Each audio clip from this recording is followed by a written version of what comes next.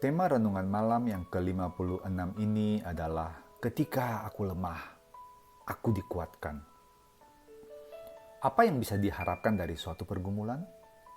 Jelas kita mengharapkan kelepasan dari pergumulan tersebut, dan sebagai orang percaya, ketika kita bergumul, kita akan berdoa dan meminta kepada Bapa Surgawi untuk memberikan pertolongan kepada kita supaya bisa terlepas dari pergumulan itu. Dan puji Tuhan, Tuhan mendengar dan menjawab doa, sehingga akhirnya kita bisa dilepaskan dari pergumulan.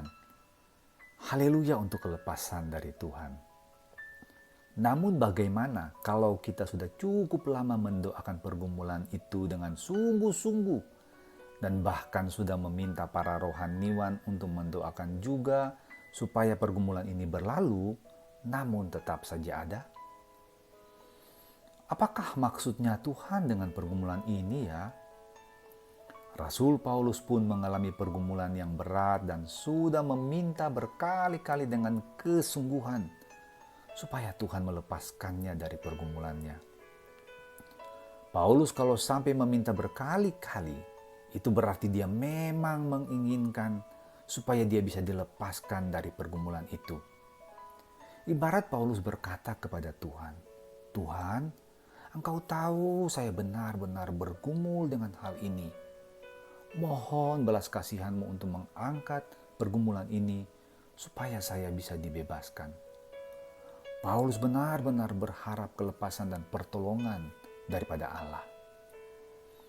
Namun jawaban Allah berbeda dengan keinginan Paulus. Tuhan berkata, "Cukuplah kasih karuniaku bagimu.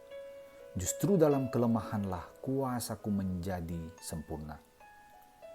Apa yang akan kita lakukan ketika jawaban Tuhan berbeda dengan keinginan, cara, dan waktu kita?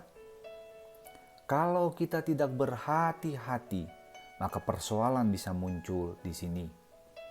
Kita bisa kecewa, marah, dan meninggalkan iman kita.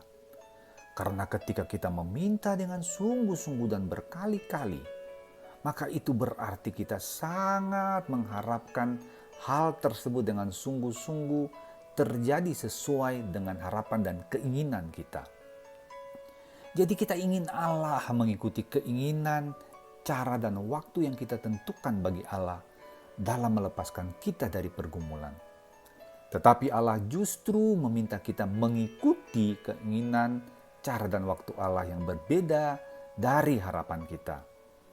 Di sini kekecewaan, kemarahan, kepahitan bisa muncul.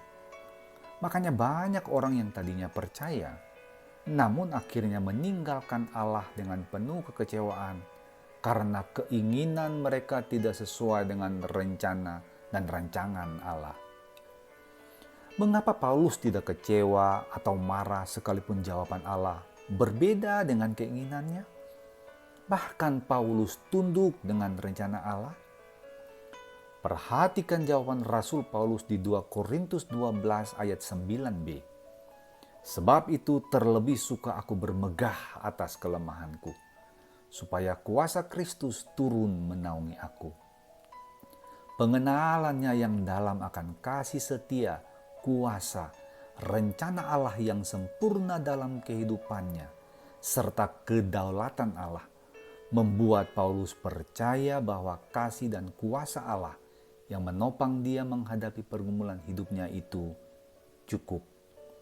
Cukup untuk menguatkan dia memikul pergumulan itu. Cukup melalui kelemahan dia, Allah dimuliakan. Cukup untuk membuat pergumulan itu menjadi berkat bagi jemaat Tuhan dimanapun dia berada untuk melayani. Hati yang percaya akan rancangan Allah yang tidak pernah salah dan sempurna baginya membuat Rasul Paulus menerima rencana Allah bagi hidupnya dan tetap semangat, sukacita, dan yakin dalam melangkah ke depan menjalani panggilannya untuk memuliakan Allah seumur hidupnya, sekalipun pergumulan itu tetap mengikutinya. Pergumulan itu menjadi kesempatan kuasa Allah dinyatakan melalui pergumulannya.